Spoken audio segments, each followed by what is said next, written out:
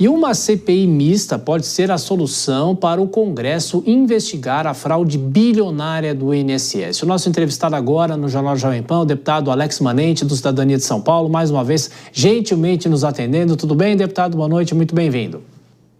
Boa noite, Thiago. Mais uma vez é uma satisfação participar com vocês, falar de temas importantes aí para a nossa população. Satisfação é sempre nossa. Afinal, deputado, a CPI vai ser, não vai ser instalada só na Câmara? Essa história de CPI mista pode ser uma saída para tentar driblar o presidente da casa, o deputado Hugo Mota?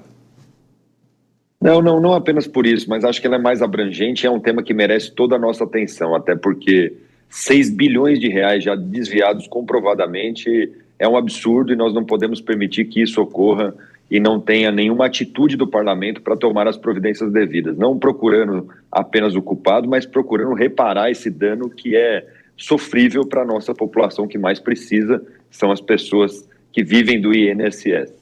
Agora, deputado, uma CPI mista, uma CPMI, daria qual foco para essa investigação? Ou seja, qual seria o foco dos parlamentares? Quem, na avaliação do senhor, poderia ser convocado? O próprio ex-ministro agora, o ex-presidente do INSS? De que forma é possível fazer com que também a gente tenha essa discussão sempre que uma CPI acaba virando um palanque político, né? Mas que justamente traga algum resultado, porque são muitas pessoas lesadas por isso.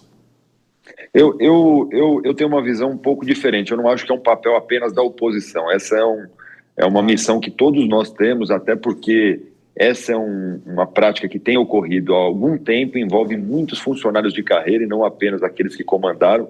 E todos aqueles que comandaram durante o período em que nós tivemos esses desvios feitos por várias entidades que estão aí capilarizadas por todo o nosso país, nós precisamos então tomar a providência para compreender como que se deu isso, até porque são milhões de pessoas afetadas e bilhões de reais desviados. Por isso, o foco não pode ser uma narrativa política, eleitoral, partidária. Esse tem que ser um foco, de fato, de recomposição de algo que é fundamental na vida das pessoas. E eu acredito que quanto mais ampla, e por isso uma CPMI que envolve o Senado, a Câmara, nós conseguimos destensionar a questão política e buscar a solução que a população precisa. Deputado, vou chamar a Maria de Cali, nossa comentarista, para fazer a próxima pergunta. Maria? Oi, deputado, tudo bom? É um prazer tê-lo aqui conosco hoje. Muito legal falar com você. A gente se conhece já anteriormente do Evento Livres. Eu queria te perguntar no sentido de como é que fica a situação do governo com o PDT, né? O PDT, que é um partido importante, que é um partido também ali mais à esquerda, no palanque. Como é que você vê essa relação? Vai ficar mais delicada, óbvio. E como é que o governo vai fazer para equilibrar os pratinhos, né? Ali, um contexto que Brasília demanda do apoio de outros partidos também nesse contexto. Olha, primeiro uma satisfação vê-la aí, Maria, já brilhando aí na Jovem Pan, já tenho acompanhado, parabéns pela sua trajetória, você certamente ainda tem muito a desempenhar. Obrigada.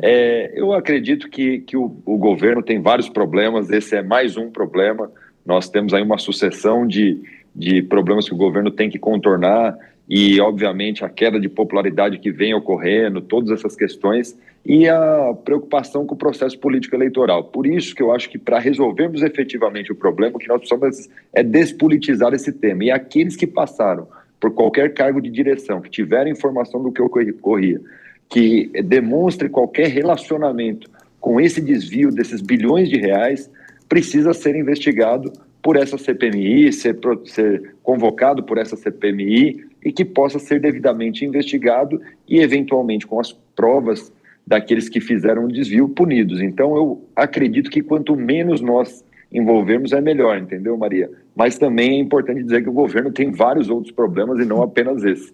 São demandas que, infelizmente, o Brasil não vem tendo resultado efetivo do seu governo.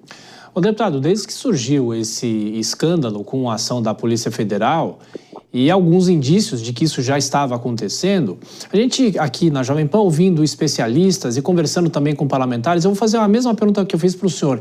Claro que é difícil imaginar que o governo consiga recuperar todos esses 6 bilhões de reais. Ou seja, esse dinheiro já evaporou, já foi usado por terceiros, enfim. Imaginemos que o governo consiga recuperar 2 bilhões. E o restante? Sai do caixa do governo, ou seja, todos nós vamos pagar por essa fraude. O que pode acontecer efetivamente? Olha, é um desafio, porque nós precisamos, de fato, recompor esse dinheiro que foi tirado daqueles que mais precisam por desvio e corrupção. Então, nós precisamos chegar e precisamos buscar ao máximo, não apenas o governo, mas todos os atores que importam na nossa república, inclusive o judiciário, tem que atuar firmemente para recompor esse caixa, pagar as pessoas que foram prejudicadas e aquilo que for recomposto seja de uma maneira que possa ser o menos danoso para todas as pessoas, mas obviamente isso fica naquele passivo que é a nossa corrupção. Por isso, nós precisamos enfrentá-la de maneira efetiva e precisamos entender que muitas vezes essas estruturas que já existem de corrupção, independente do governo, elas ocorrem e é por isso que nós precisamos enfrentá-las, porque isso é que corrói a vida da população e tira do serviço público direto aquilo que levaria a melhoria para toda a nossa sociedade. Maria? Deputado, gostei muito quando você disse que é uma pauta de todos, não só da oposição. É muito importante a atuação do Legislativo nesse momento para conseguir resguardar a nossa honra como sociedade e defender os mais vulneráveis, que são os idosos. Diante desse contexto, quais outras pautas você considera de alta importância para o Legislativo Federal nesse ano? Uma delas, por exemplo, a PEC da segurança. Como você enxerga as outras pautas e você poderia pontuar algumas delas? Eu acho que a que mais vai conectar com a sociedade, que mais tem uma exigência da sociedade é a PEC da segurança pública, que obviamente nosso presidente Hugo Mota já disse que o Congresso a Câmara dos Deputados fará seu papel de mergulhar nesse tema e buscar as melhores soluções.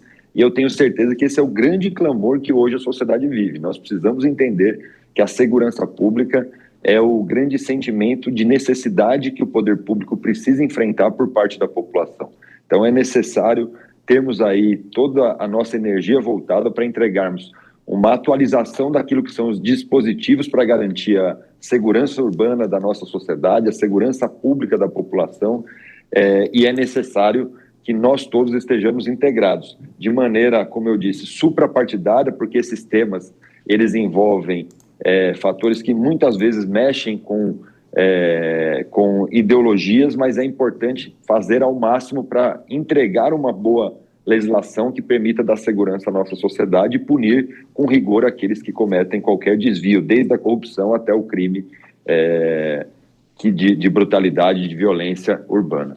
O deputado, mas pela sua experiência, a gente sabe que a PEC da segurança, a segurança como um todo, aliás, é algo importante, nunca esteve tão na preocupação do brasileiro, talvez até mais do que a situação econômica, ou fica muito parelho, né, com a situação econômica, a preocupação do brasileiro com a inflação e tal. Mas eu pergunto, é uma pauta que divide muito por causa de uma discussão sobre centralização do governo federal, os estados não estão gostando dessa discussão, e o senhor sabe muito bem que se essa pauta, que é uma PEC, aliás, não for aprovada nesse ano, dificilmente vai ser aprovada no ano que vem, né? Aí como é que fica?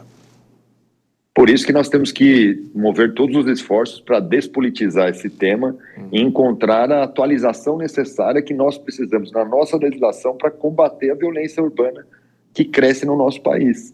Então é necessário fazer com que esse tema seja suprapartidário, seja um tema que envolva a sociedade, não apenas o parlamento e suas defesas das ideologias partidárias dentro da Câmara dos Deputados. Então eu acredito muito nessa disposição que existe no parlamento, do nosso próprio presidente Hugo Mota, de levar essa pauta dessa maneira e utilizarmos essa integração para poder trazermos os dados. Sem inteligência nós não vamos fazer segurança pública. Então é necessário, de fato, ter novo entendimento de como essa hierarquização dos dados, que hoje são muito diferentes do que eram há 40 anos atrás, quando a nossa legislação falava das divisões das forças na nossa polícia, no nosso país. Por isso, por exemplo, hoje a Guarda Municipal é um tema que é necessário debater o que é e significa polícia municipal, que é um desejo de muitos municípios. Nós precisamos começar a debater essa atualização do que significa a segurança na legislação para a sociedade e encontrar ferramentas para que tenhamos, de fato, condições de dar, pelo menos, força e atuação para que a sociedade se sinta segura. Maria? Deputado, muito legal ver a sua postura. É importante ter parlamentares que falam da questão da importância do suprapartidarismo numa sociedade tão polarizada que é que a gente vive hoje em dia. Diante disso, eu pergunto para você sobre um tema também bastante polarizado, que é a questão da escala 6.1. A gente falava aqui anteriormente sobre isso e a questão da capilaridade disso no debate público. Como você enxerga esse debate no legislativo, se vai ter força política para passar, se vai ter força política na sociedade como um todo? Olha, eu sinto que esse tema tem uma adesão na sociedade, até pela necessidade da própria atualização, que muitos daqueles que até defendem o fim do 6x1 são contrários, mas eu sou a favor também da flexibilização.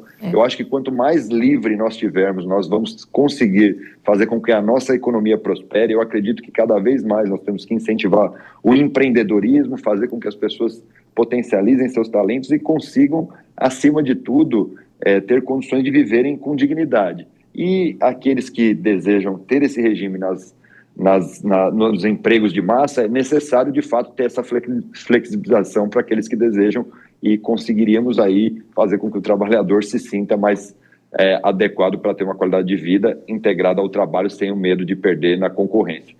Mas eu defendo, acima de tudo, a liberdade e a flexibilização.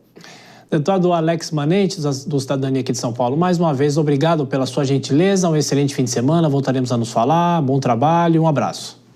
Um abraço. Obrigado, Tiago. Obrigado, Maria. Uma satisfação falar livres, com vocês. Né, Boa noite a todos. Livres aí na veia. É isso aí. Valeu. Obrigado.